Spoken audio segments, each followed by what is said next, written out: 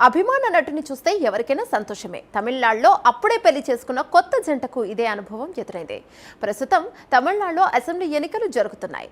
తిరువల్లూరులో TVK chief hero Vijay ప్రచారం చేస్తున్నారు. విజయ్ వ్యాన్లో వెళ్తుండగా ఆ మార్గంలో కొత్తగా పెళ్లి చేసుకున్న జంటను చూసి వెహికల్ ఆపేశారు విజయ్. ఆ జంటను తన ప్రచార వాహనంలోకి ఆహ్వానించారు.